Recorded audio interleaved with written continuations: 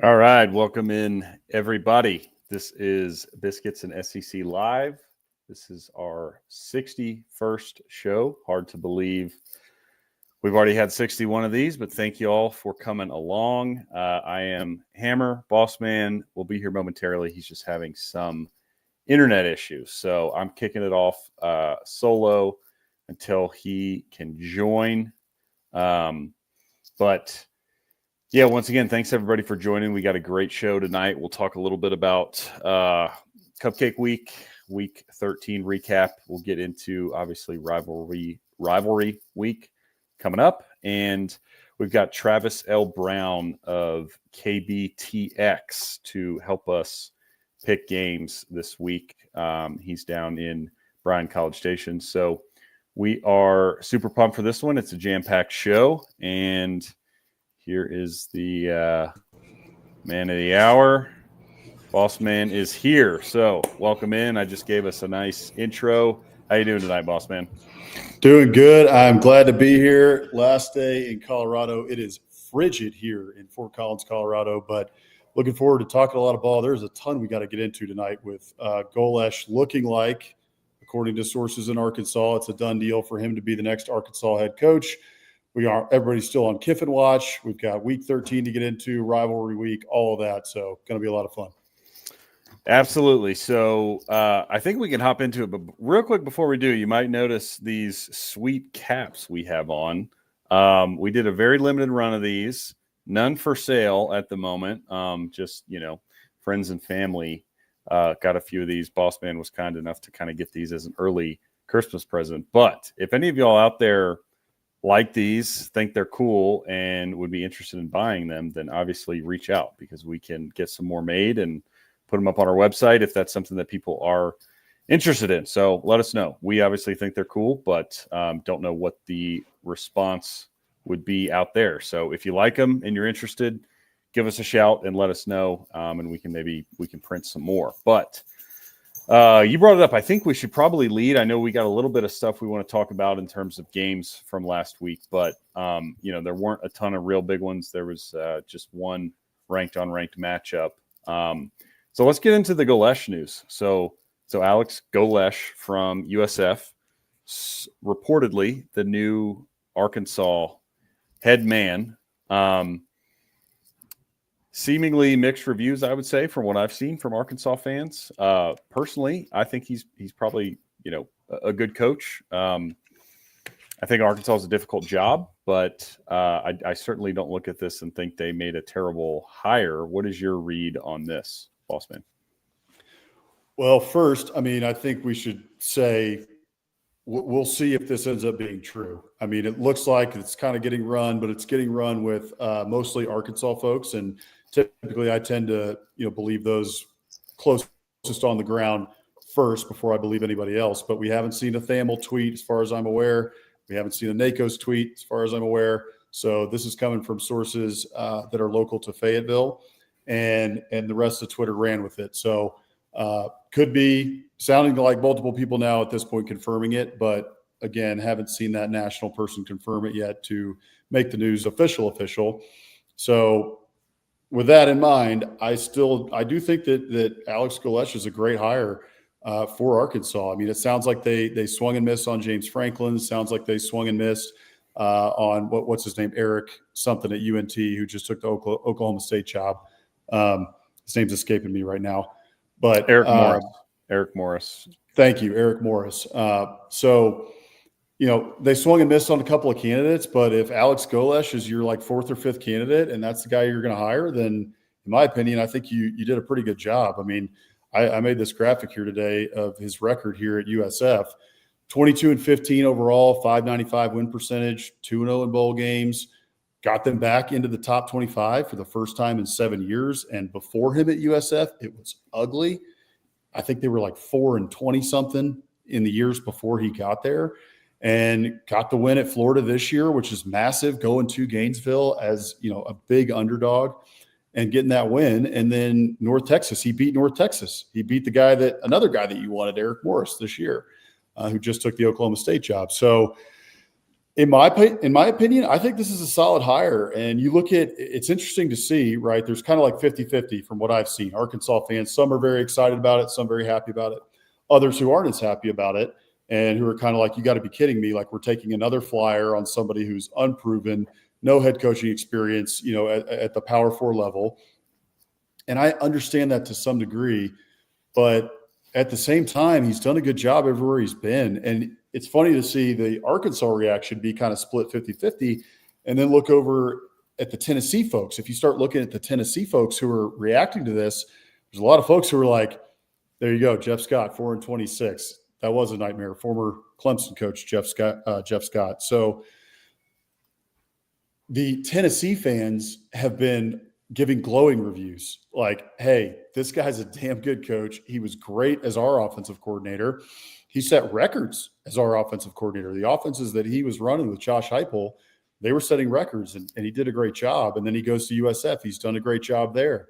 So I think this is a really solid hire. Some people are trying to compare it to Chad Morris, and I understand that a little bit, but I did see someone out of Arkansas, they put together a tweet that was just laying all of that out. And before Chad Morris got to Arkansas, he was like 12-22 against Power 4 competition. And he had one decent year at SMU, got him to 7-5. And then he comes to Arkansas and it just completely tanks. Well, Golesh has had success. He's had success with USF. He's gone into the swamp and got that win, 2-0 in bowl games. And the USF fan base, until he left, really liked him. So I think it's a pretty solid hire for the Razorbacks. What are your thoughts? Yeah, I agree. I mean, I think it's our friend on the national level, Tom Fornelli, who every time there's a coaching hire, he says the same thing, and he says, "This is a great hire. I have no idea if it'll work out," which is just a great way to put it. Because I'm with you. I think everything you said leads me to believe this is a good hire. I think he's a good coach. Will it work out? I don't know. Arkansas is a tough job, and obviously for Golesh, this is his first, big time Power 4 SEC job. It doesn't get any more, meat grinder, all eyes on you than in the SEC, and Arkansas is no exception to that. So, they have high expectations, and that's why coaches there in the last, 20 plus years, modern era, are typically 3 to 5 years before they're out. So I think he certainly has all the qualities and a good track record at a, G5 school that proves he's a good coach. Will it translate to Arkansas? It's hard to say, but I certainly think, I definitely, again, I don't look at this and think, that there's no chance this will work out. I think there's a good chance that he'll field a competitive team and win some ball games there, and we'll see if it's enough to satisfy the Arkansas fans. But I wouldn't be upset if I was an Arkansas fan at all. And I think too, I don't know how many people watch Alex Golesh press conferences or interviews, but I think he will win people over that aren't on his side when it comes to that stuff. I mean, he's very driven, hard-nosed, no nonsense, like enthusiastic guy. And so, I think anybody who's not on board, I think, by the time the season rolls around, he'll have people on board. I think so. I think that's right. And I'm looking forward to his introductory press conference, whenever that's going to be. I guess he's probably finished out the season at USF. They're going to go bowling, so maybe he coaches the bowl. All that depends, on the schools and what they work out. But I'm excited to see his introductory press conference, excited to see what that looks like. Again, if if this doesn't fall apart at the 11th hour like a Stoops situation to A&M a couple of years ago. But all signs pointing to Alex Golesh being the next coach at Arkansas. Yeah, absolutely. Before we move into games, was there anything you wanted to mention on Kiffin? I know we talked kind of at length about it last week. I don't really think there's been any updates because there was kind of the announcement from Keith Carter / Lane Kiffin that we're done talking about it. We're going to make an announcement after the Egg Bowl, which is odd timing, obviously, because as we talked about, if you're staying, why don't you just say you're staying? But, Yep. That's not the case. So I guess we'll get an announcement of some sort after the Egg Bowl. But any other thoughts there before we dive into, last week's action? Just a couple quick things. I think the first thing is that there was a report. He put out a tweet. I'm not sure if he wrote about it or not, but he put out a tweet about it. When Kiffin had his press conference earlier this week, he mentioned that, well, it's a different era. Like the press was peppering him with questions about this because obviously it's at the top of everybody's mind. Any good reporter, that's what the entire press conference is going to be about because he has made this a circus. Like it's on him as to how he has handled this. And so he, at the outset of the press conference, said, I'm not going to answer questions about that. We're keeping the focus on the players, keeping the focus on the Egg Bowl and the amazing season that we're having. But the reporters have to ask the questions. So they're asking the questions, and he kept deflecting. He said, I get it. It's a good question. I understand the question, but, we're going to focus on the Egg Bowl and, et cetera. And Aaron Torres, and then Kiffin went on to say that this is a different era, right? And players don't even know if necessarily they're going to be there. It's a lot financial focused. And so, this is kind of just the way it is. This isn't players from 10 years ago.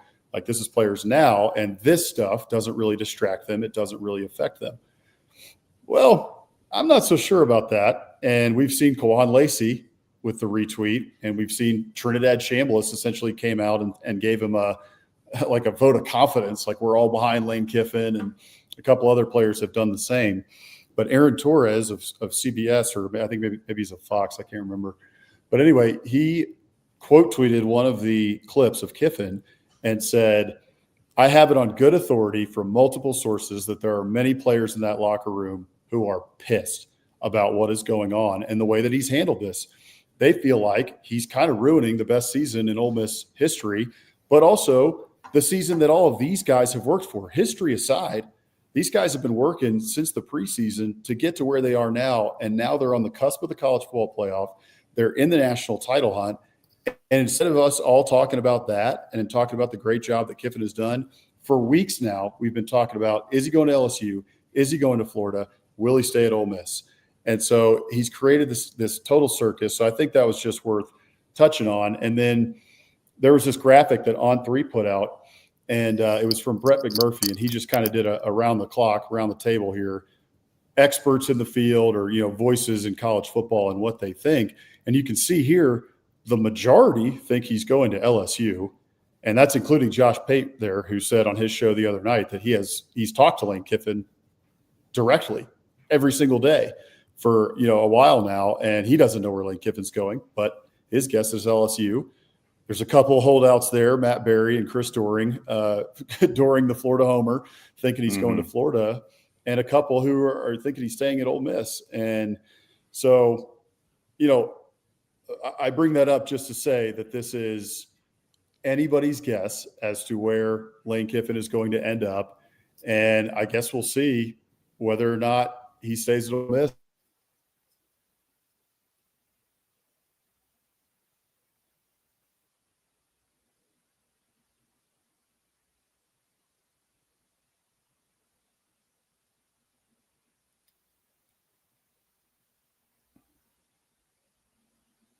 I think we lost Boss Man here.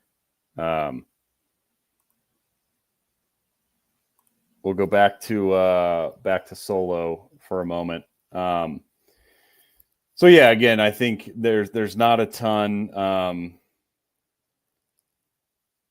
Sorry, we're dealing with some technical difficulties. I was just texting Boss Man, telling him that his he got booted.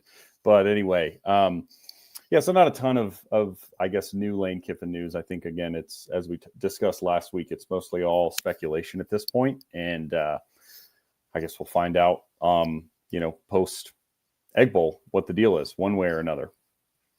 Transitioning into Cupcake Week, the games we saw last week. We'll start off with probably the biggest game, with the Sooners suffocating Mizzou 17-6. So interestingly enough, Bo Prabula did come back for Missouri, and ultimately that didn't make much of a difference. I think, my takeaways from this game really were that the Oklahoma defense is just rolling right now, and they, have done this multiple weeks in a row where they're just suffocating their opponents. And, they were all over Mizzou in this one. So much so that John Mateer in the Oklahoma offense really didn't do much of anything in this one. I mean, Mateer was 14 of 30 for 173 yards, 2 touchdowns, and I think he had 50 or 60 yards on the ground. But just that Oklahoma defense only allowing 301 total yards to Missouri. They forced 2 more turnovers on Bo Prabula picks. One of them was, late in the game. But they had 5 sacks, 8 tackles for loss. Ahmad Hardy was never able to get going. They held Missouri to 70 rushing yards after Missouri just ran for like 5 million against Mississippi State the week prior. So, I don't know how far, if we're talking college football playoffs, this Oklahoma defense can carry them, but really just a heck of a year for the Sooners to bounce back the way that they have on the back of that defense to, get through the Mateer injury and get through the schedule that they have with 1 game remaining, obviously, with LSU. So don't count your chickens before they hatch, Sooners. But, if chalk holds, they'll be going to the playoff at 10-2. And I just can't say enough about that defense and Brent Venables and that team to win games the way that they have with an offense that's really struggled most of the year. So impressive stuff from Oklahoma. What were your takeaways in this one? Oklahoma's defense gets it done again. I mean, 6 points for Mizzou, and they only score 17 in this game. You just mentioned it. The offense, they had a couple drives there in the middle of the game, which is what really let them pull away. And once they had a couple touchdown lead, this one felt like it was over in my mind because the defense was just playing very well. But good win for Oklahoma. I mean, still in the playoff hunt with that win. So, and now it's looking like the playoffs, you're right on the cusp of them with LSU. And at the start of the season, looking at the schedule, it looks super daunting. And at times it was. And Oklahoma has weathered those storms, gotten through one of the tougher schedules in the nation. And now you're sitting here right at the end against an LSU team that you should beat. LSU looked way better at the start of the season, in the preseason. And now you're right on the cusp against an LSU team that you should beat to get into the playoff. Yeah, I mean, we'll get to that game with Travis, so we can end it on this and go over to the Vandy, Kentucky. But LSU looks dead. 13-10 against Western Kentucky. I know Western Kentucky, Mike. Our Mike is way more into the group of 5, group of 6 teams, but Western Kentucky 13-10 in Tiger Stadium is crazy work. So I don't know what LSU is going to be able to do on Oklahoma. But anyway, speaking of crazy work, Diego Pavia, Vanderbilt, absolutely throttled Kentucky here. Give me your takeaways from this one. That was impressive. I thought that Kentucky, after having a little bit of momentum over the past couple of weeks, would put up a better fight than they did. And Vanderbilt just came out and absolutely steamrolled them. And to me, after this performance, I mean, I think Diego Pavia, did he have 6 overall TDs? I think was what he had. 6 total touchdowns. 6 total touchdowns, 484 yards, 48 rushing yards, 33 of 39. I mean, he just carved up Kentucky all night long. And so to me, I think this catapulted him right to the top of the Heisman Trophy, standings, essentially. I don't know if he's number 1. I'm sure Fernando Mendoza is still getting a lot of pub, which is well-deserved. But he should be right there in the top 3 and right there in the race, right to the end, in my opinion, because looking at that, I know it's Kentucky, but again, Kentucky had a little bit of momentum. They were looking much better. And to do that against an SEC opponent, even still, is extraordinarily impressive. And Vandy here, ranked number 14th in the country, right on the cusp of the playoff. Diego Pavia in the preseason, Clark Lee, all of them were talking about how this is a year we need to take a step. We need to show we can do it again. Well, they're showing they can do it again, and they're showing that they're even better than they were last year. And now here we are, right, just like we talked about with Oklahoma a minute ago, on the cusp of the playoff. And if they can get a win this weekend against Tennessee, which has been difficult for them in their history, they'll be in the playoff. They very well should be in the playoff.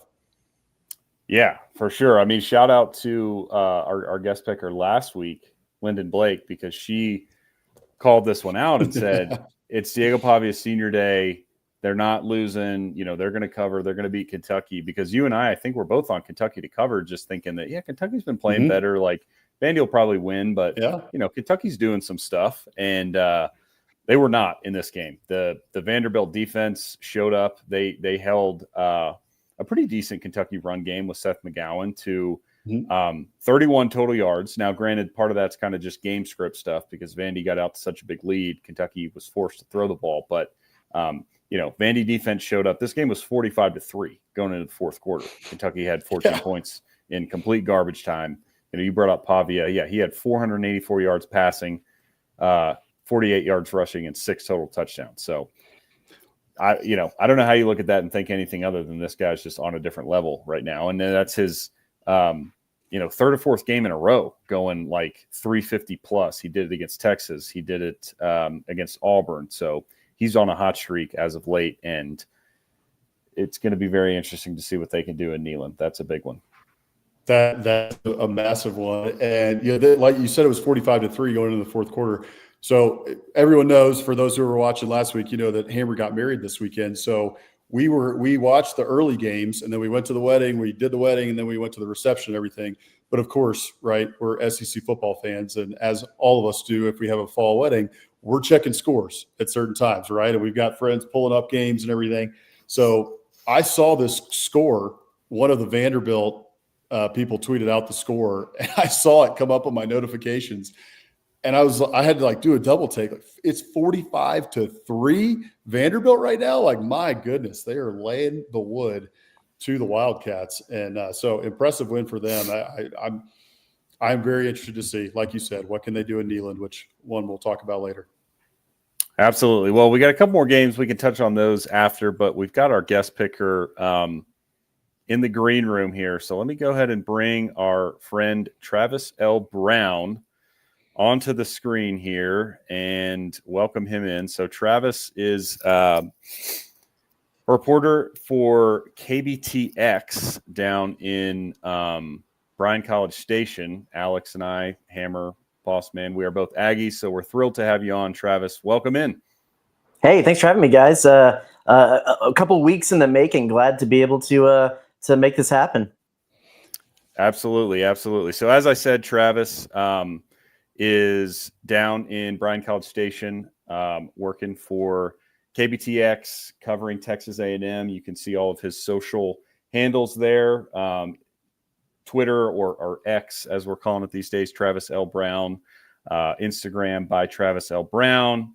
KBTX News is a great follow on YouTube and X, as well as Instagram. So be sure to check out all of his work there.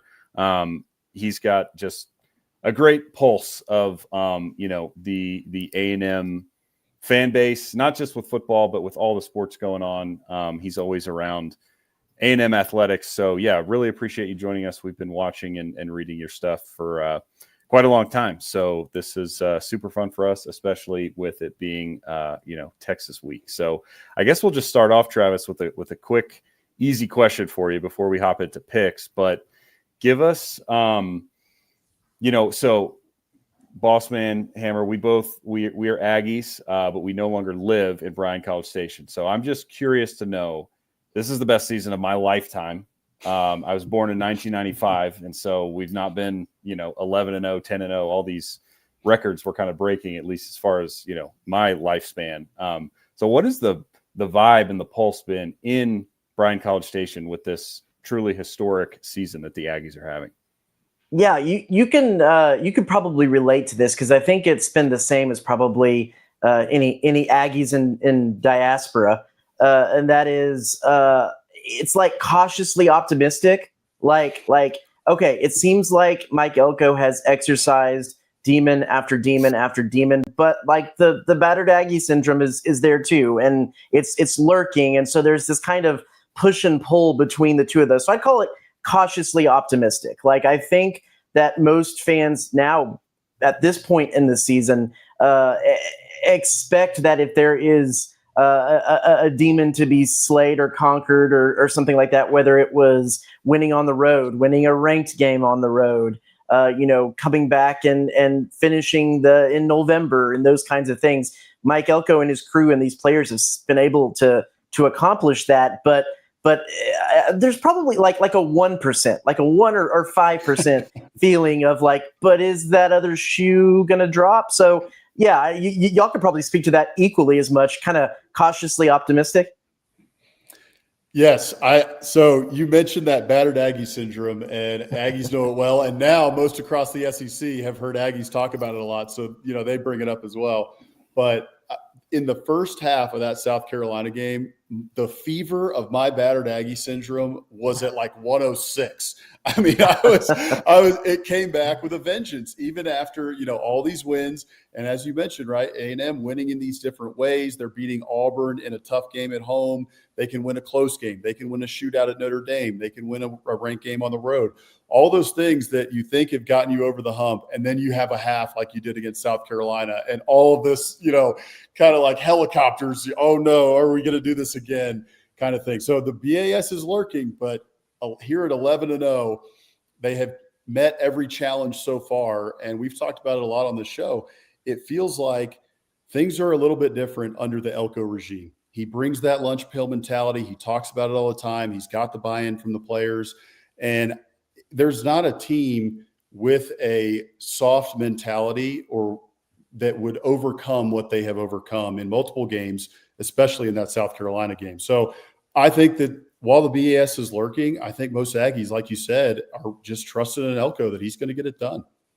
Yeah, the funny thing is, I'm not saying that I was like completely optimistic after that first half of South Carolina that they'd be able to do what they did. But the time that you actually, that there's a physical proof of me texting, we have a group text with Tyler Shaw, my sports director at KBTX, and Max Crawford, our meteorologist who's also an Aggie and is on we three of us have a podcast as well. And we kind of text during the games. And it was LSU at the end of the first half that I actually did text and say, this is when it's going to catch up to them.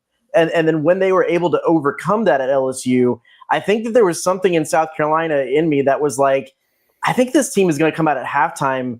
Like, I'm surprised they didn't just bring the drum corps back down and have the drummers come out at the beginning of at the second half and just kind of redo everything, play power, fire, just say like, hey, let's just kind of start this game over. We didn't like what happened the first. That was kind of the mental image I had of Mike Elko saying, let's just do this all over again and just start the second half as like if it's a new game. And basically that's what they did. So it was really that LSU game that kind of tripped me up mentally a little bit more than anything else. But of course, the South Carolina was the historic comeback too.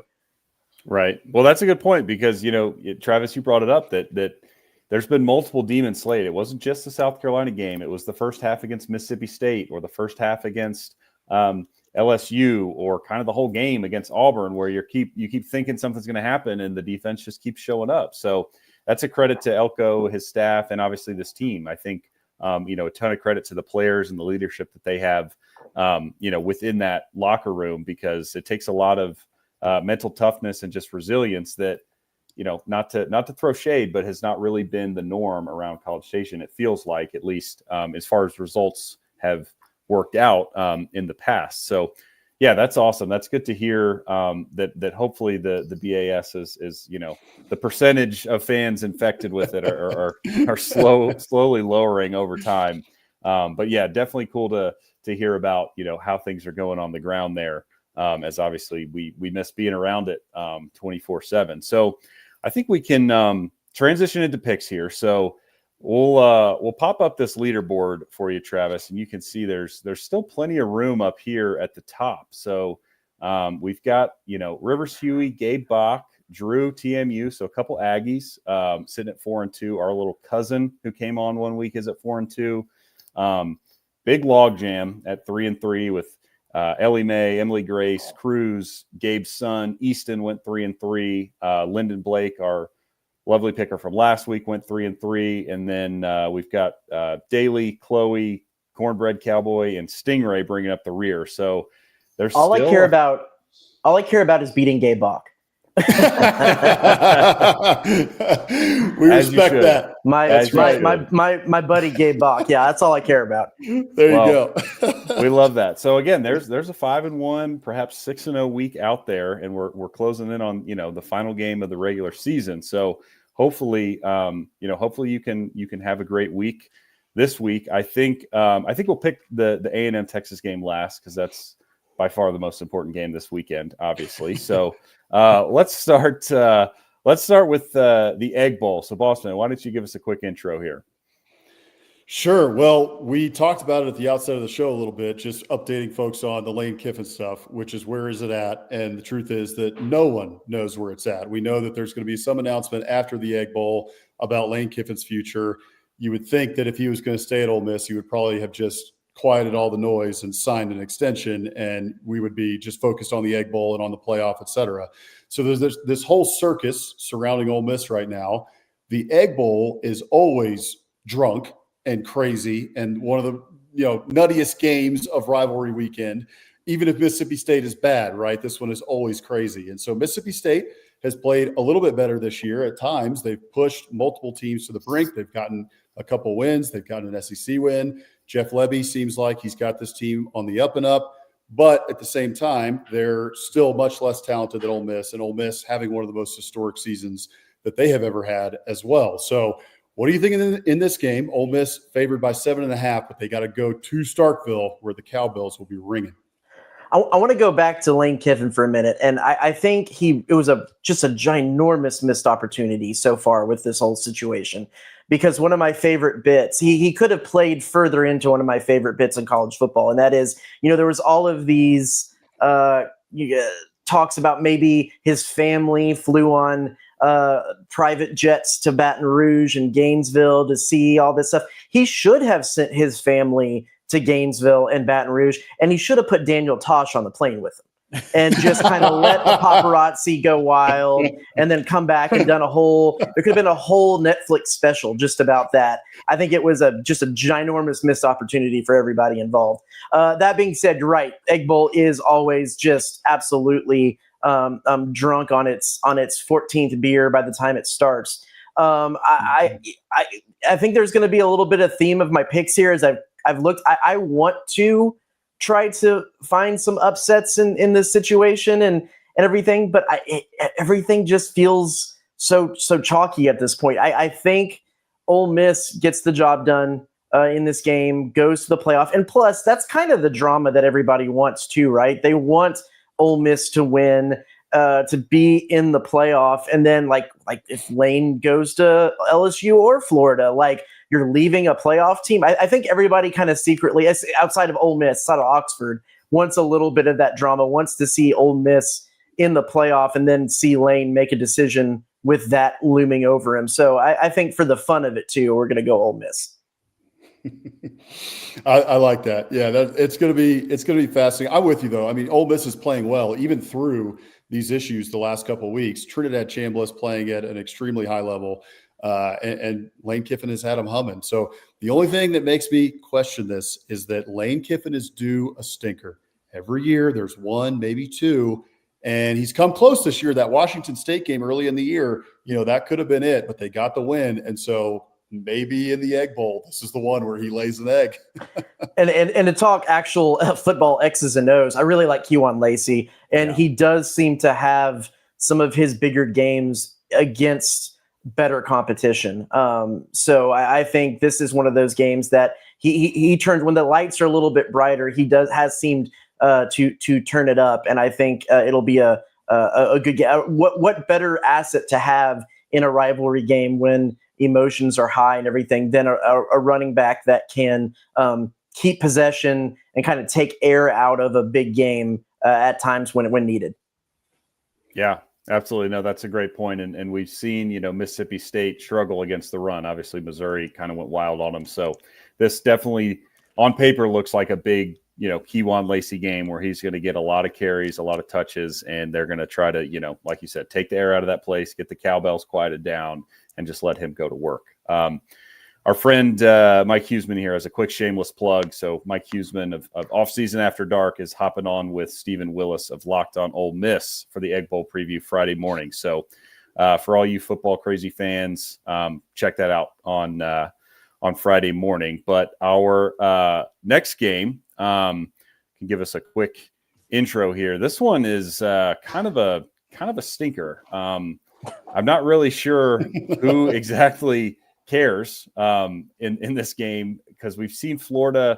I'll give Florida some credit post Napier. They've had some games where it felt like they were really giving it their all, but they've also had a few where it didn't quite look like that. So I don't know what the Gators have left in the tank. Obviously, this game will be in the Swamp, so they've got that going for them. In the Florida State, I think they, in terms of motivation, if they win this, they'll go bowling, so they've got that going for them. But the whole Mike Norvell experience seems to be in a bad place. I know they announced he is coming back, but that doesn't seem to be, received with a lot of glowing reviews out of Tallahassee. I think there's a lot of people that would prefer he not return. So sort of a zombie team in Florida going up against a at least very inconsistent Seminole team in Florida State in the Swamp, with the Gators favored by 4.5. Who do you have in this one, Travis?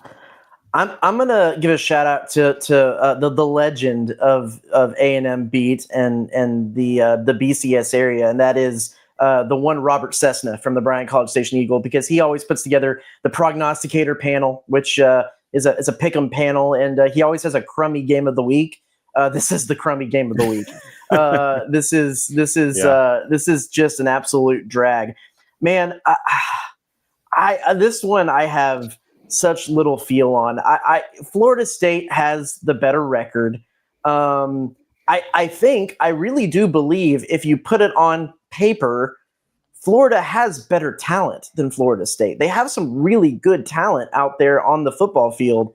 And so I think I'm going to go with Florida because I like DJ Lagway when he is clicking.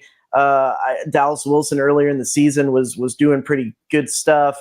I don't know. The defense was at times pretty good. Mm-hmm. This one was one I hadn't decided on up until this point, so I'm doing it in the moment. I think I'm going to go with the Gators. I like it. Yeah, to the stinker game of the week, I think you could also translate that to this is a game you just shouldn't bet on, because like you said, it's very hard to get a read on this. Should you bet at all during rivalry week? That's my question. That's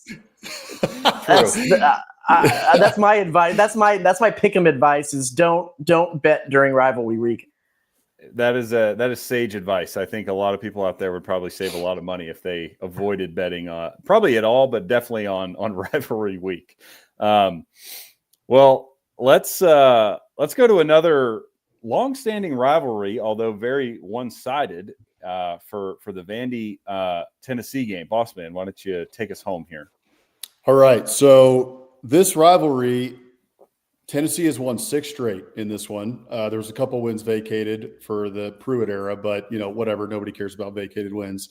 So 6 straight in this rivalry for Tennessee. Vanderbilt won 3 straight from 2016 to 2018, but have not won since. So they want to win in the worst way, especially with the playoffs on the line. Pretty much a win and you're in scenario is what it feels like for Vanderbilt. You've got Diego Pavia, who has been playing extraordinarily well for almost all of the season, and he could have his Heisman moment in this game. So I'm interested to see what happens here in Knoxville. You also have Diego Pavia, who for the last 3 games, 365 yards passing, 377, and 484, which was last week against Kentucky, which we touched on at the outset of the show. Tennessee's offense very good as well, obviously, under Josh Heupel. But do you think that Tennessee's pass defense is going to be able to stop Diego Pavia in this attack enough to be able to win this game? Or maybe it's a shootout. What are you thinking here? This is my one non-chalky pick. I am super high on Diego Pavia. In fact, I'm not sure numbers, but he is in my top 4 for a Heisman pick as things sits right now. Because, and I know a lot of this had to do with what they were able to do against Kentucky, but Kentucky is an SEC opponent. I mean, he leads the SEC in completion percentage, in passing touchdowns. He's like 6th in rushing yards. He is leads in passing yards per attempt. Passing touchdowns, rushing yards. He's 10th, which that includes running backs and everything else. I mean, he is touchdowns responsible before, number 1 in the SEC. He has Eli Stowers out there, who, shout out, I won the Heisman with on my college football 26 dynasty. So big shout out to Eli Stowers there on that. Man, I really like what this Vanderbilt team has. I really like Diego Pavia. I think that he knows what's on the line with this, and there really could be some Heisman moment material. I'm going to go Vanderbilt in this one. I think that's a great pick. I'm high on Diego Pavia. I've been talking about him since the preseason. I did pick Vanderbilt to go on the under, so Vandy fans, don't hate me for that one. But I did issue an apology on Twitter, I think around week 6, to Vanderbilt football for taking the under on their win total on the season because they have played exceptional all year. And frankly, right now, I think they're the better team, probably the better coach team, which I like Josh Heupel. I think he's a great coach. But Clark Lee, over the last 2 years, has really shown that, in my opinion, one of the better coaches in the SEC, doing more with less. And Clark Lee, a lot of ties back with Bowling Green with Mike Elko. It was when Mike Elko became the third down guru that he was. Clark Lee was working at a desk right there beside him and kind of helped him and watched him do that. So for the Aggies out there, Clark Lee has a lot of ties in there with Mike Elko. Absolutely. Yeah, that's a good call out for some Aggie knowledge. Clark Lee doing a great job. Seems like a great just a great guy, great fit at Vandy. So yeah, I'm with both of y'all. I think I would lean Vandy here and just, I for the story, I hope they get it done because I like, what Pavia brings and, Tennessee, I've nothing against them, but this is a good story for Vanderbilt if they could finish off a 10-2 season with a win, on the road in Neyland against a bitter rival. I just really wish this game was in Nashville again, because after that Alabama game, there was not anything more fun than following the goalposts down Broadway by people posting videos on Twitter. Like it was just you would just refresh and somebody got captured a new block and somebody captured, and that was most fun you could have on a Saturday night. Absolutely, 100%.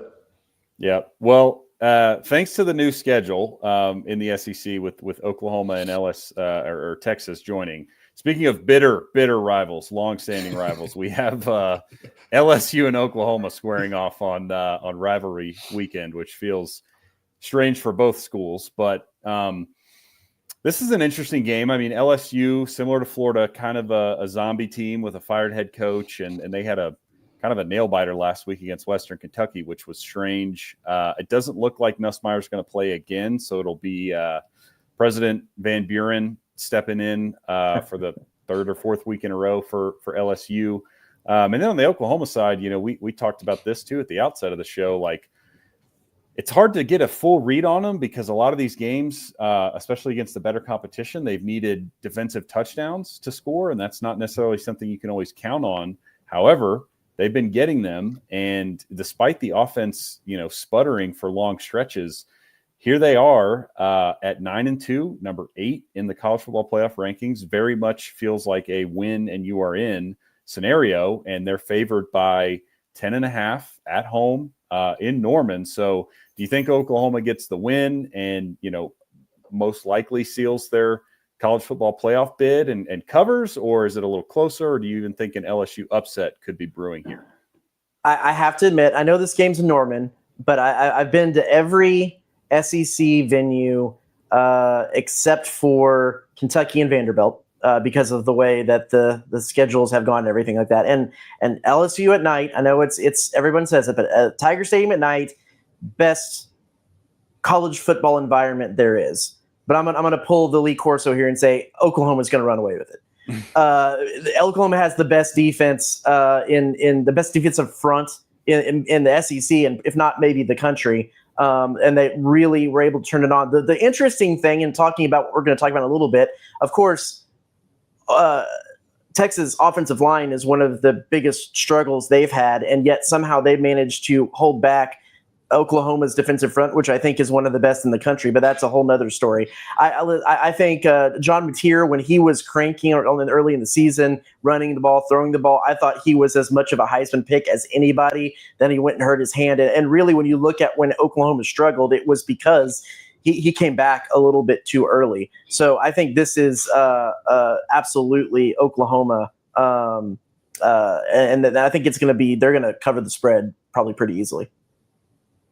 Yeah, it certainly feels that way. Like you said, I guess this isn't a long-standing rivalry, but, a big spread, rivalry week gets you a little nervous. But, yeah, it does feel like LSU they're kind of lost. They're kind of just hoping for the season to end. And meanwhile, Oklahoma is, bought in. Whatever Venables is doing, and has done this year, it's been a phenomenal coaching job by him to navigate that schedule. And obviously his identity is built on defense, and they have delivered this fall for sure.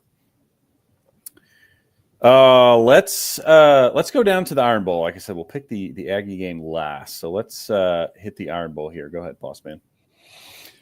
All right. So you can see here right on our cryon, Jordan Hare voodoo.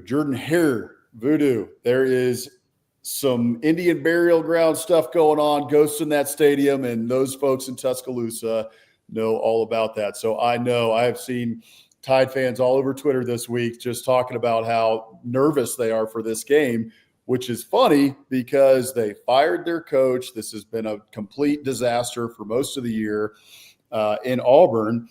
However, this game, like the Egg Bowl, drunk just about every year. I mean, how many plays have we seen in the last 5 years, 10 years over the course of this series where you had stuff like kick six happen, you had the Gravedigger play, you had the 4 overtime game with Bryce Young when Alabama was at the top of the rankings and needed to escape Auburn. So this game really feels like to me that it's on Ty Simpson because Alabama hasn't been able to run the ball very well this year. Auburn has a pretty good defense. And then on Auburn's side, Auburn, it sounds like, is going to start Ashton Daniels at quarterback. Last week, they started Deuce Knight to get him some playing time against, I think it was Mercer, their Cupcake opponent. So this week, Ashton Daniels back in. Ashton Daniels played pretty well against Vanderbilt in his lone start. And then he played pretty well in the second half, even though Hugh Freeze didn't really unleash him against Arkansas to end up getting the win, though that one was a lot on the defense because of the turnovers. So what are you thinking of this one? Does Alabama run away with this one, or is this one another drunk Iron Bowl as we've seen so many times in the past? I don't think Alabama runs away with it, but I do think Alabama wins it. I think, as Aggie fans and me covering the team, everyone was a little shocked at what happened in Kyle Field when A&M only managed to beat them 16-10. But I think as it come to find out, Auburn's defense is pretty salty.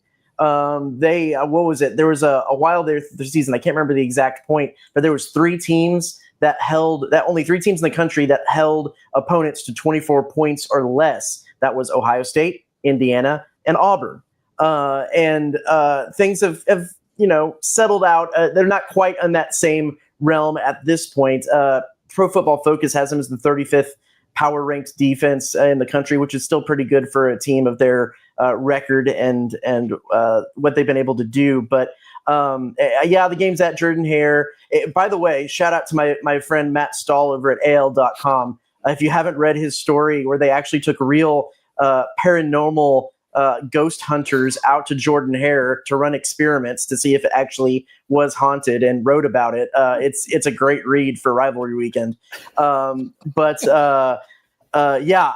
think Alabama wins this. Too much at stake. Too much. If you want to talk about bulletin board material, motivational material, getting left out of the playoff last year, I think is big motivation for them to go out and win this game. So I don't think Auburn has enough on offense. They might have enough on defense to make it a sloppy, slower scoring game, but I don't think they have enough firepower. You going back to that comment, the thought of them being one of the 3 teams that kept teams under 24 points at that point in the season. They couldn't score 24 points to win games. So case in point, I think Alabama wins. Yeah, that makes a lot of sense to me. I feel the same way. I mean, it's been interesting to watch Alabama. I mean, the first game against Florida State, out of the gate, I think was kind of an anomaly. And then they've had their scares again, at times this year. And then Oklahoma ends up getting them in Tuscaloosa. So I know that one, burned Tide fans a little bit. So there have been some close calls. South Carolina against Alabama again this year, for the Tide. So I think that's where some of the, little bit of nerves are coming from with Alabama fans, because otherwise, just looking at this game on paper and, take away the history of the Iron Bowl and all that, Alabama is the better team and Alabama should win this game. So I have a similar feeling to you on this one. All right. Well, here for the, the grand finale, the Taj Mahal, the A&M-Texas game. So we've had a lot of new people jump on the stream. Our friend Travis L. Brown here covers the Aggies for KBTX in Bryan College Station. So he's boots on the ground down there. He's, got a great read on this Aggie team and fan base. So we're excited to get his thoughts. To intro this, I just want to say, obviously, as Aggies, we're thrilled that this game is back. Our dad is an Aggie, so we were born into this and have been, living and dying our entire lives really on Thanksgiving. Well, it used to be Thanksgiving night back in the day when we were growing up. And, when this rivalry was gone, it felt just incomplete, that we didn't get to play Texas every year. So thrilled that it's back. And this will be the first installment back in Austin. And there's a lot of talk because, A&M being 11-0, even with a loss here, is likely a lock for the playoff. But obviously this is, a rivalry game. Everybody wants to win. I will also just say for the record, and Travis, I imagine you feel the same, having covered the team, like I want to go to the SEC championship game badly. And so this game, not just the rivalry aspect, like I really want A&M to be in Atlanta and to be on that stage. And so for the second year in a row, the only thing standing in their way is Texas. And last year, A&M did not get it done. It was a pretty sloppy game, although the defense kept it close. This year, A&M's offense is really humming most of the time. They'll go through some stretches, but it feels like A&M should be able to go in there and score points. At the same time, Arch, for all the hype and then anti-hype he got, has put together a good month of November, and he seems to be playing better. And we know we're going to get, Texas's best shot. They likely out of the playoff race, a situation, A&M has been in many times throughout this rivalry, want nothing more than to spoil A&M's, SEC title hopes. So the Aggies are favored by 3.5 here on the road in DKR. Give us the rundown on this one, Travis. Let us know what you're thinking. Yeah, so I mean, this is the most rivalry-y game of all of them, maybe besides the Egg Bowl, but I still think Ole Miss has a bigger edge in that game. I mean, this one really has a lot on the not only a lot on the line, but just it's as close to a pick'em, I think, as there is out there. I think that it comes down to 2 aspects of the game. Which offensive line plays better for each of the teams? Both A&M, just to give an idea of the defensive fronts that both these teams have, A&M is second in the country in sacks, averaging 3.55 per game. Texas is third, averaging 3.63 a game.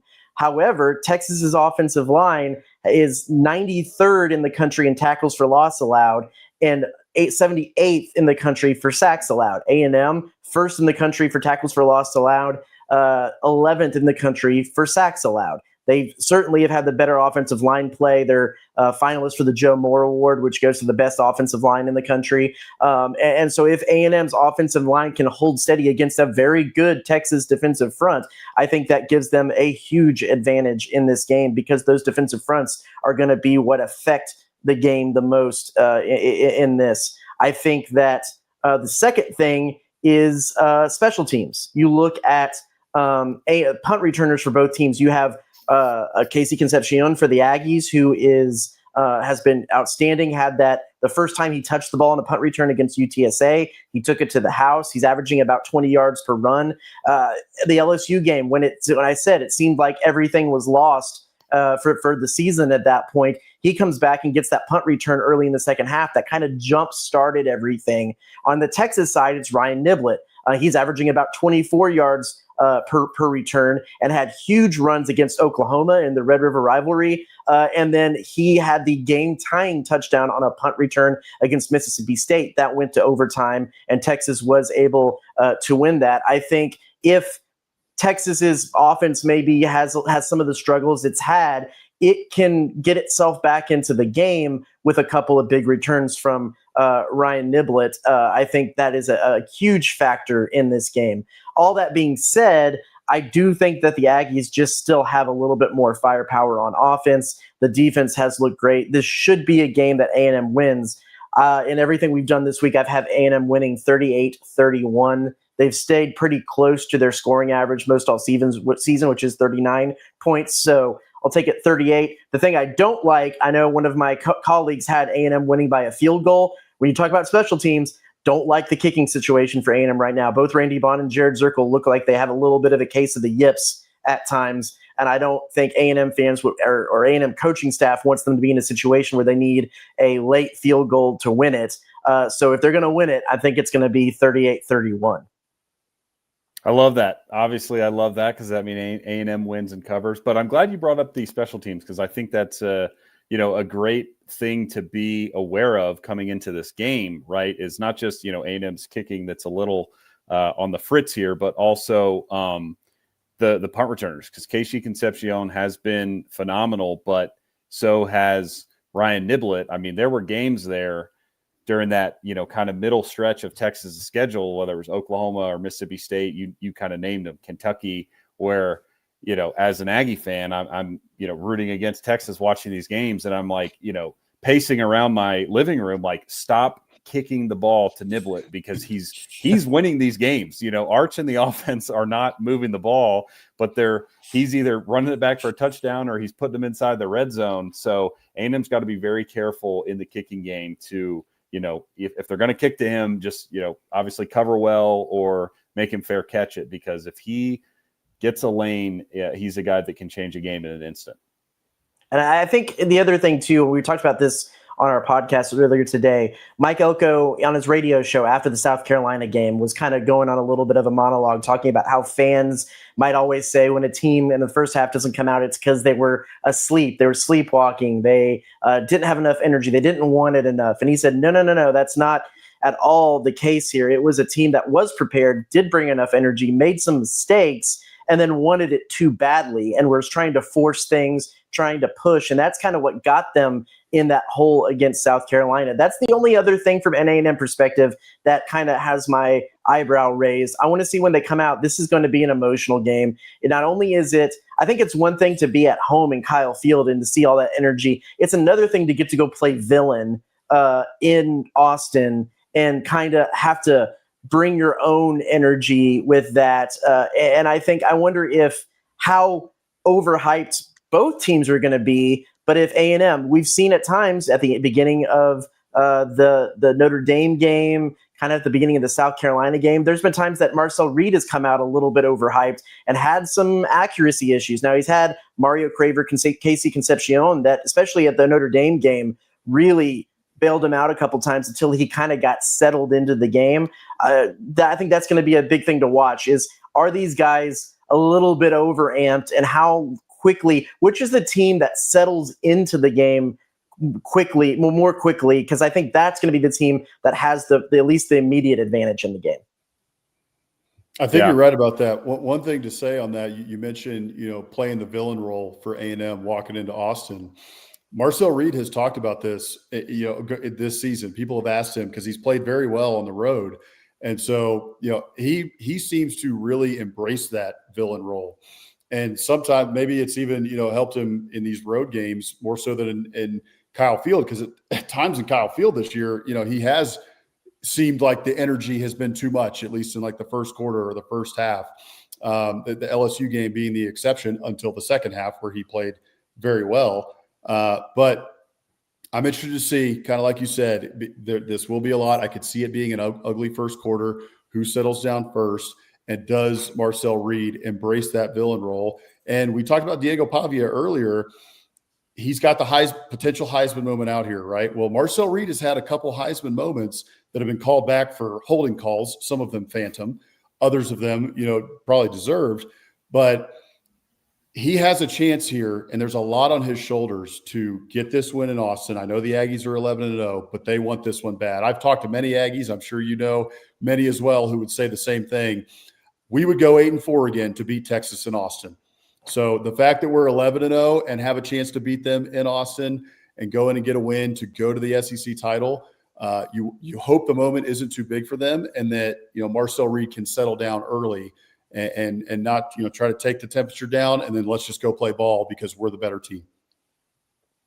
Yeah, I think that's going to be huge. I think how the defensively too, how you looked at the early in that LSU game, Cassius Howell was able to take the crowd out of the game with an early sack, and I don't think I've ever seen a man possessed like he was after that early sack, just yelling at anybody. The funny thing is they went to commercial, and when I was following with my binoculars, he wasn't even in the team huddle during that. He was just pacing back and forth, like about 10 yards away from the huddle, just like talking to himself like a crazy person. I think they're going to need a little bit of that early in this game, but yeah, it's gonna be exciting. It's gonna be a cool experience for me. This is, of course, last year was the first A&M-Texas game I got to cover because, of course, for the 10 years or the 9 years prior I'd been here, the game didn't happen. But it's not my first time covering a game in Thanksgiving at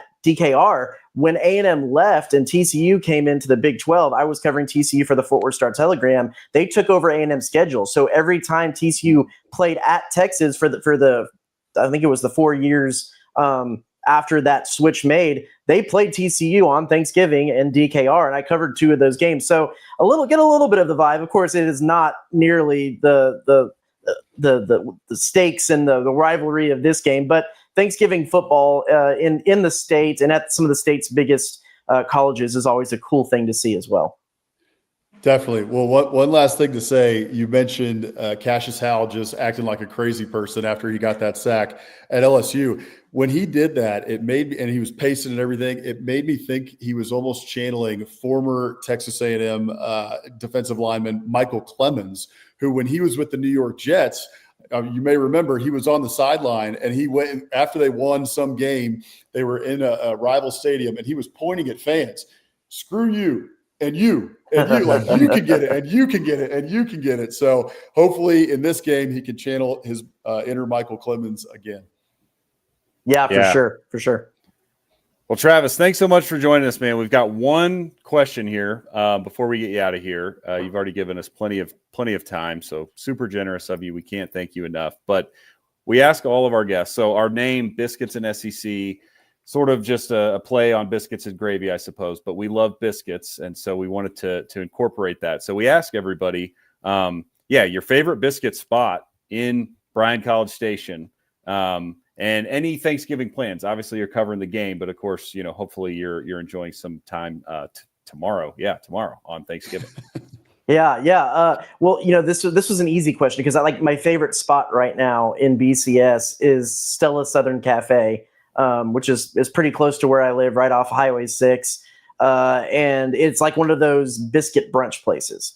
So I'll either get biscuit French toast and chicken. So it's like kind of like a chicken and waffles thing, but they do it with biscuit French toast. Or they have a sandwich called the SEC, which is a sausage, egg, and cheese that's on a biscuit. And it's like a burger sized biscuit. It's not like a mini sandwich. And you can get the biscuit French toasted. So it's like a French toasted sandwich.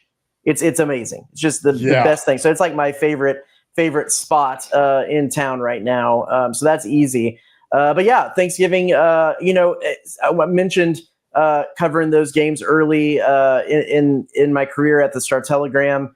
The Thanksgiving for a sports writer is kind of a passing holiday. But I will say, and I've told my mom this to her face, the years that I wasn't covering the Texas or TCU game, that when they were away, I would help cover the Cowboys games, and the best Thanksgiving spread I've ever had is in the Cowboys press box. So I miss those days a little bit. But yeah, my parents are coming down here. In fact, they might eat. They're in the other room, so they're hearing me talk. They just walked in, and we're gonna do Thanksgiving dinner tomorrow, and then hit the road to Austin on Friday for what should be a crazy game. Beautiful. Well, happy Thanksgiving. Awesome. Yeah, happy Thanksgiving to you and your folks. Thank you again for coming on. I'll flash your graphic up here with all your social stuff, but also plug your podcast. So the podcast you do with your KBTX colleagues. Let the people know. Yeah, we have the Aggie Game Day Extra podcast. It's just we post it on kbtx.com. That's the video version, and it's on YouTube, I believe, Max Crawford. Actually, you really need to go listen to the YouTube version because we can't use our music on the YouTube version because of their algorithms and whatnot. So Max Crawford, for those of you who might know, the meteorologist, follow him on Twitter or whatever, he actually a cappella sang our intro music, and we use his a cappella singing from that for our music, and that it's great. You should listen to it. It makes for the whole experience. But yeah, it's on kbtx.com. You can find it on Apple, Spotify, all the rest, and we break down everything. And the cool part about that is we have a meteorologist on the show who's an Aggie fan, so he breaks everything down with us for sports. And then if you want to know what the weather is going to be like in Austin this weekend, you can listen there, and he gives a little bit of a weather forecast. So that's always a fun little aspect too. That's fantastic stuff. Well, thanks again, Travis. Appreciate you joining us. Go say hello to your folks. And again, happy Thanksgiving and gig 'em. Thanks, guys. Yep. Thanks, Travis. All right, everybody. Thanks again to Travis. Obviously, here's all of his social handles. So at Travis_L_Brown on X, and then at by Travis_L_Brown on Instagram, and then KBTX News, the outlet that he works for, and also KBTX.com to get his podcast. All right. Boss man, do you want to real quick touch on the, Tennessee-Florida game? How about that? Yeah. And we can wrap up week 13 and then close out the show. Yeah, for sure. So we should touch on Texas and Arkansas too before we get into the final one. But Tennessee, Florida, Vols exercise some demons. I mean, finally get a win in the Swamp. I think it had been 22 or 23 years, 20 plus years. First time since they won in Gainesville since 2003. So they really wanted this one badly. They got it against a bad Florida team. The Vols run game was ridiculous in this game. 51 carries, 248 yards, 3 TDs as a team. And so got to give credit to Josh Heupel in this one to go down to Gainesville and get a win. And, look, the other part of this too is Florida has pushed teams at times this year. I mean, they pushed Ole Miss a couple of weeks ago. They beat Texas early in the year. So it's not – I said bad Florida team, and they are pretty bad. But at times they are, good enough to beat you and can push you. So good for the Vols to go down there and get a win, exercise those demons, and walk out of the Swamp with a win. I know that Tennessee fans have been coveting that one for a long time. So congratulations to them. Yeah, no, I'm with you. I don't have obviously, we brought it up. I got married this past weekend, so I didn't watch this game. I didn't watch really any game other than a little bit of the Mizzou OU game. But it just looked like Tennessee came in there, on a mission, wanted to exercise the demons, did. And that, the last couple of games I've been talking about, Florida kind of feels like a zombie team. And I don't, hey, I'm not judging. I don't blame those kids because it's been a very disappointing season. Your coach got fired. But, when you look at a team late in the year who doesn't have a coach, doesn't have a lot to play for, they're not even eligible to make a bowl, teams can run on them because nobody wants to stick their nose in there and get popped to stop the run. And Kentucky ran it all over them. Ole Miss, although Florida kept that close, Ole Miss ran it all over them, and then Tennessee ran it all over them because, if you're 3-8 now, as Florida is, like filling that gap sucks, and it's a lot easier to fill the gap when you're playing for something on the line, and obviously Tennessee, still playing for stuff, and they came in there and took it to Florida. So that's right. Well, hey, by the way, before we get into Texas, Arkansas. This is Hammer. This was the wedding. I figure we ought to have some wedding pictures up here. He got married to his beautiful bride, Jenny, now Jenny Keeler. So Hank and Jenny Keeler, congratulations to them. That is Hammer right there in the middle, getting thrown up by our fraternity brothers who were attending the wedding. Just, huzzah, huzzah, huzzah. I was getting airborne. It was higher than I thought. I felt like a cheerleader. I was a little worried about you, not going to lie. That was me taking that picture. I was a little bit far away. And then on the right there, that is our brother Cade, Hank there in the middle, and then Boss Man over there on the right. So we will feature Cade, or as we like to call him, Chuck, a little bit later in the show. But all right, we can get back to Texas and Arkansas here. So I'll let you start off on this one. Tell me your thoughts on this. Yeah, so I didn't have a ton. Again, I didn't actually get eyes, on this game, but we talked about it a little bit with Travis there leading into the Texas game. Like, hey, I mean, not surprising because Arkansas has been bad defensively, but Arch had another pretty good game. Goes for 389 yards, 4 touchdowns, doesn't have a turnover. I saw Taylor Green went down, so the Arkansas backup came in and, didn't play bad. KJ Jackson, I thought he, was solid in relief. To me, though, it's kind of another game where it's like Arkansas hangs tough with somebody, but A, because their defense is not very good, but B, they just shoot themselves in the foot. They outgained Texas in this one, 512 to 490. I mean, close, but we're right there and outgained them slightly. But they lost the turnover battle 0-2. And if you just look down, the drive chart, Arkansas settled for too many field goals. Texas was able to punch it in. Arkansas settled for too many field goals, and you give up 2 possessions to turnovers. Texas doesn't, and that's your ball game. Yeah, that one interception by Taylor Green was pretty bad, where he was getting a lot of pressure and he just tried to kind of flip it up to his tight end, and it ended up floating on him because he got hit as he threw, and it ends up right in the breadbasket of the Texas defender. So that was bad. I can't remember. I think Texas turned that one into points because they turned just about everything into points in this game. Obviously, 52 points they scored in this one. So yes, it's again that story of Arkansas. I said it before the game. Arkansas cannot shoot themselves in the foot. This team just finds ways to lose games. They figure out ways to shoot themselves in the foot, and they can't do that in this game if they have any chance to beat Texas and Austin.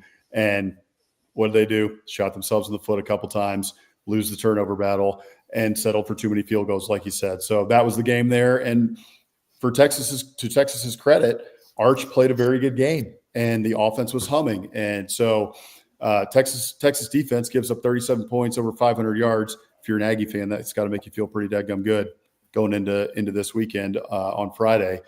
But for Texas, that actually, especially on offense, should give you confidence going into this Texas A&M game. Texas A&M, had some trouble with Arkansas at times this year. First half of South Carolina, they had difficulty stopping Lenora Sellers. So Texas has to be confident going into this game with how their offense played, and maybe Arch is finally rounding into form, the form that we thought we were going to see all year from him. So Texas got to have confidence, especially at home, going into this one and getting a big win against the Hogs. Yeah, absolutely. Well, let's close it out here. It's Thanksgiving, so we'll give it the Muschamp Coach of the Week and then our Biscuit of the Week. So it looks like you put together the Muschamp Coach of the Week. Go ahead and intro us here. Yeah, so let me find, where's our Muschamp? There's Muschamp. So we do this every week. If you're new to Biscuits and SEC, we've got 400 of you watching us right now. We appreciate every single one of you joining us. We know there's a lot of family stuff going on, lots going on for Thanksgiving, so we appreciate all of you joining us. So if you're new to Biscuits and SEC, we do this every single week. We name a Muschamp Coach of the Week. We're not joking with Coach Muschamp here. We love Coach Muschamp. Didn't go as he would have hoped at Florida and at South Carolina, but he's been a great coach around the game for a long time, and he's passionate. He's punching whiteboards. He's got the blood running down his face, headbutting players. He's in players' faces. He's all over the refs. But kids who played for him absolutely love him. To this day, you can ask the players who played for him.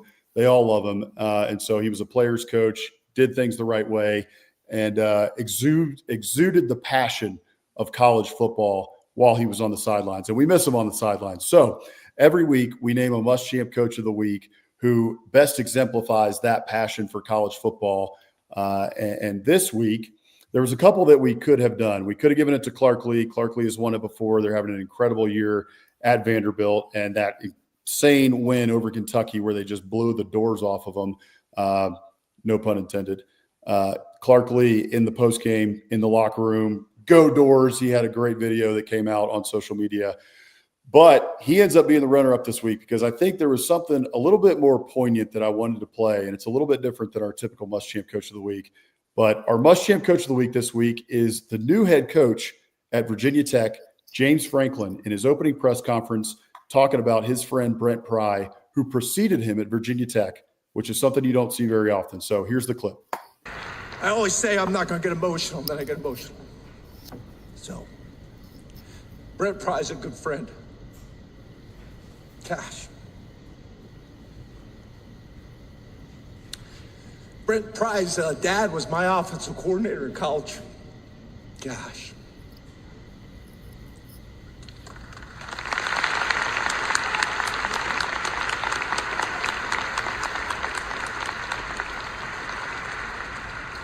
Brent's dad was my offensive coordinator in college. I've known Brent for over 30 years.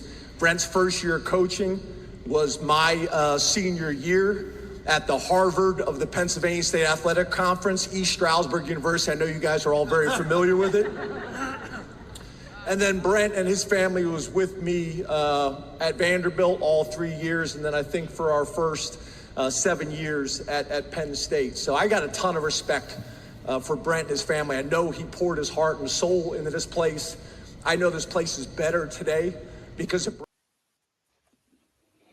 There it is. James Franklin talking about his friend Brent Pry. And you just don't often see a coach talking about their predecessor in that way. A lot of times they're throwing him under the bus and kind of taking, veiled shots like, well, we didn't have much left in the cupboard here. And, we had to rebuild this thing from the ground up and all that. So I know that James Franklin knew him for a long time. And so there's a long-standing relationship there. Brent Pry was his defensive coordinator at Vanderbilt. But I just thought it was cool, that he went in there and made a point to mention Brent Pry and the work that he put in at Virginia Tech, and ultimately didn't work out for Brent Pry. But I thought that was a very classy move from James Franklin. And, hey, some people think that that's phony stuff. And James Franklin is very PR trained and, very, dots his I's and crosses his T's when he's in front of the media.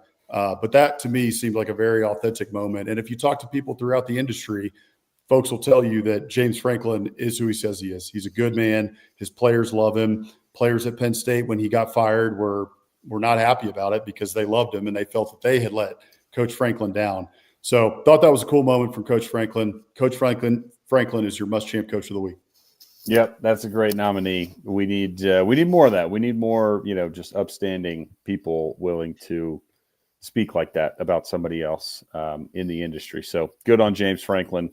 We will close it out with our Biscuit of the Week. So we also do this every week. Thanks again, everybody, for joining us. We got a big show tonight. A lot of y'all out there watching, which is amazing. So kind of like I just said to Travis there before we got him off of here, but Biscuits and SEC, we love Southern cuisine, Southern food, in particular biscuits, because they're a big part of that. And so we like to feature a biscuit here every week. If you want to be featured on the show, like our friend Captain Biscuit, our friend Rick, who is an avid viewer of our show, which we appreciate, and he sends us biscuits all the time. We're happy to feature them. So if it's a homemade recipe or you go out to eat, shoot us a DM, an email, whatever. There's a million ways to get in touch with us, and we'll feature it on the show. You put this one together as well, so I will let you, give us the lowdown on our Biscuit of the Week. You bet. So last night we were hanging out with family. We had an early Thanksgiving on Monday night. And so Tuesday night, we all got back together, wanted to continue having some fun together and playing some games and catching up with everybody. So last night we ended up getting takeout here in Fort Collins because everyone is still here in Fort Collins in the aftermath of Hammer's wedding. So here is the Biscuit of the Week from Chuck Biscuit, future firefighter. This is his meal that he got last night. He got fried chicken with a biscuit on the side and some roasted Brussels sprouts.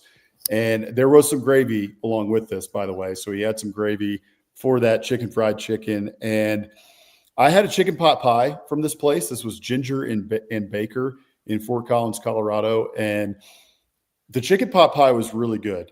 Very, very good. But I kept looking across the table at Chuck Biscuit over here and seeing what he was eating, and I was just jealous as all get out, and actually a little frustrated that whoever it was that ordered this didn't order me the meal with the biscuit, because as I told them, I work for an outfit called Biscuits and SEC, biscuitsandsec.com, and love to write about biscuits and Southern food and Southern culture. So I saw this and I was like, you would think that this would be the number one on my list of things to get, but it's okay. The chicken pot pie, also a great Southern dish.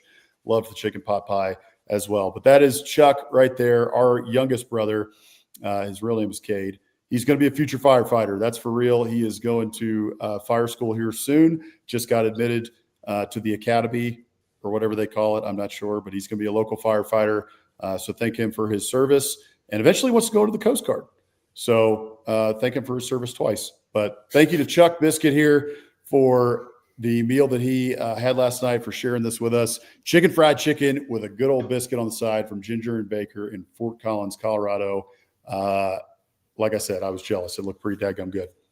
It does look good. And I haven't had that meal from Ginger and Baker, but I've been there a few times. It's a good spot. It's a very good spot. So good stuff. Great show.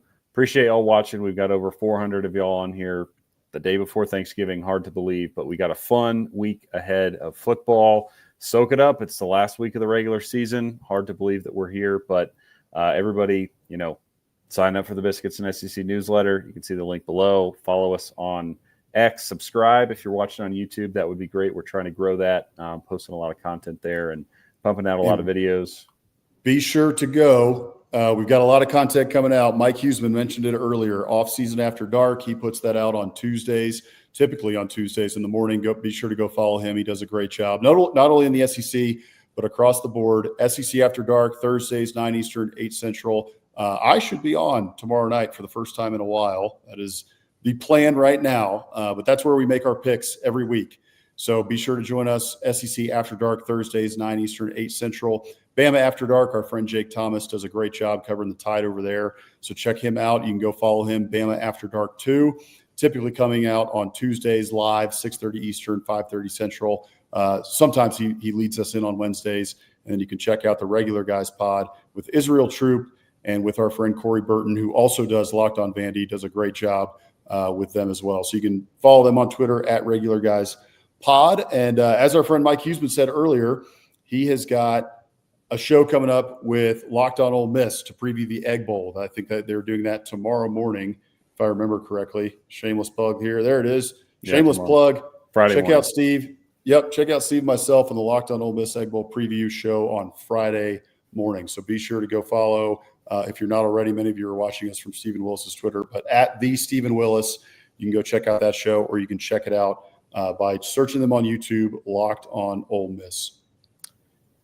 Yep, and one more shameless plug. If A&M wins, I have a bet with the SEC After Dark guys that I have to shave a Fu Manchu. So I don't know why I did that as like a positive thing, if A&M wins, which I'm obviously rooting for. So if the Aggies win next week on Biscuits and SEC and SEC After Dark, I'll have a nice handlebar mustache going. So everybody out there without a dog in the fight, root for the Aggies. There you go. And funny enough, Hammer will be on his honeymoon in Florida while the Aggies are playing this game. At least I think he's traveling, and then we'll get to Florida in time to watch the game. So he may have to have a Fu Manchu on his honeymoon, which is just the cherry on top. So everybody out there, you got to root for the Aggies, if only for Hammer to have a Fu Manchu on his honeymoon and on SEC After Dark and Biscuits and SEC Live next week. Absolutely. Well, thanks again for joining y'all. We are Biscuits and SEC Live. We'll be back next week. Have a great Thanksgiving and have a great rivalry week. Thanks, everybody. Gig 'em.